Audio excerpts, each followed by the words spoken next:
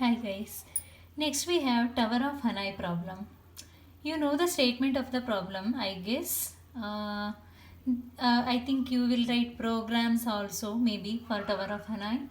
There are three pegs fixed vertically on a table and n circular discs having holes at their centers and having increasing diameters are slipped onto one of these pegs with the largest disc at the bottom. The discs are to be transformed one at a time onto another peg with the condition that at no time a larger disc is put on a smaller disc.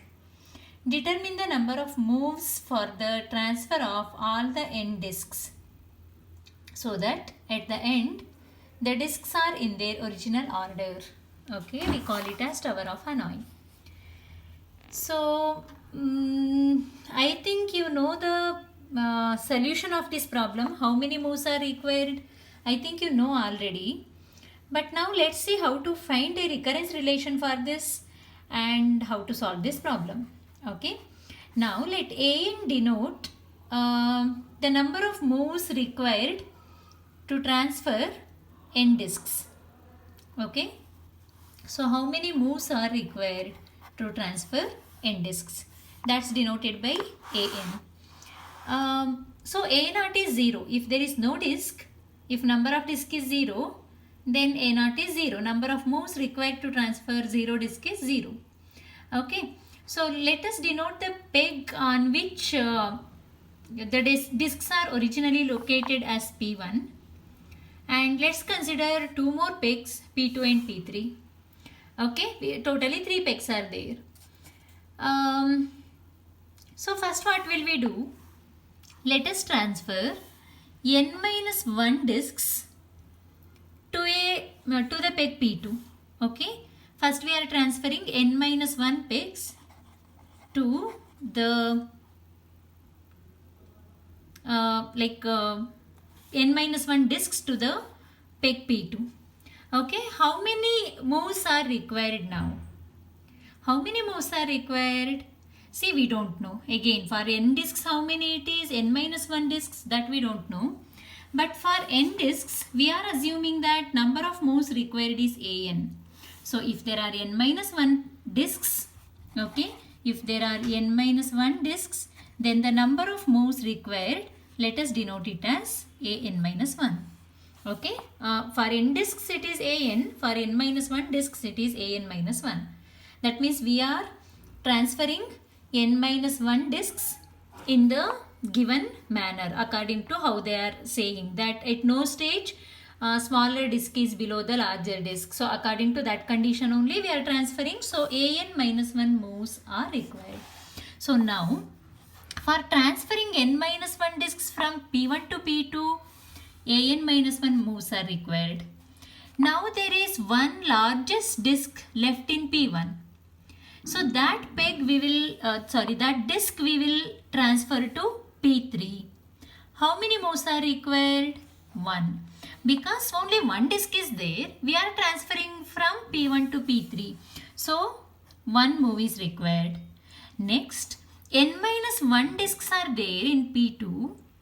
So n minus 1 discs we are transferring from P2 to P3. Okay, and according to the prescribed manner. So how many moves are required? Here n minus 1 discs are there now. Okay, so top n minus 1 discs are transferred from P1 to P2. Number of moves is an minus 1. Then largest disc we are moving to the peg P3. 1 move is required. Now n minus 1 discs we are transferring from P2 to P3. So that will again take an minus 1 moves. Okay. So totally now finally there are n discs in the peg P3 in the prescribed manner. So totally how many moves are we have taken? We have taken an minus 1 plus 1. Okay, this plus an minus 1. This is the total number of moves required to move n pegs from P1 to P3. Okay, therefore an is an minus 1 plus an minus 1. So 2an minus 1, sorry. Okay, I am writing here and I think I was focusing on somewhere else. So an is, that means the number of moves required to transfer n discs is an minus 1 plus an minus 1, which is 2an minus 1 plus 1. Now this is a first order recurrence relation. They were asking us to write the recurrence relation. Yes, it's ready. Okay, but is it homogeneous? No. an is c into an minus 1 plus something is there, plus f of n. Okay, so it is not homogeneous. It is non-homogeneous recurrence relation of order 1, of first order, where the value of c is 2 and the function f of n is 1. Okay, so what's the solution? I'll write it in the next page. C is 2, f of n is 1. Let's remember that and let's substitute in the formula. So I'll write here C value is 2, f of n is 1. Okay, so the formula is an, I mean the solution.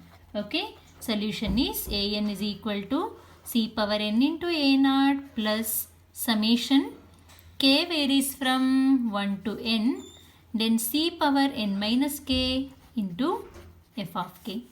Okay, so c value is 2 power n.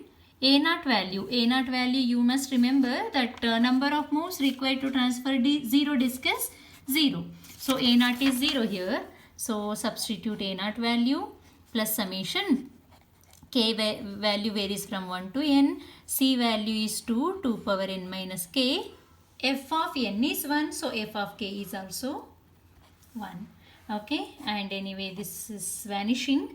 So if we write the expansion of this term, it is when k is 1, it's 2 power n minus 1. When k is 2 power n minus 2 plus 2 power n minus 3 plus etc. Last term 2 power n minus n. 2 power n minus n is 2 power 0. That is 1. Before that we will have 2 power 1, 2 square, right? So these are the terms that we have. In between, okay, I don't have place to put dots. Many terms are there. Okay, so this is this is the geometric series, like 2 power 0 is 1. I'm writing in the reverse order. 2 square, 2 cube plus etc. 2 power n minus 1. This is the sum of n terms of a geometric series whose first term is 1, a is 1, and the geometric ratio, common ratio is 2, r is 2. So r power n minus 1 by r minus 1. So 2 power n minus 1 by 2 minus 1. So 2 minus 1, denominator is 1, numerator is 2 power n minus 1. This answer I think already you knew, you have learned it. So now we have solved the same problem using the concept of recurrence relation.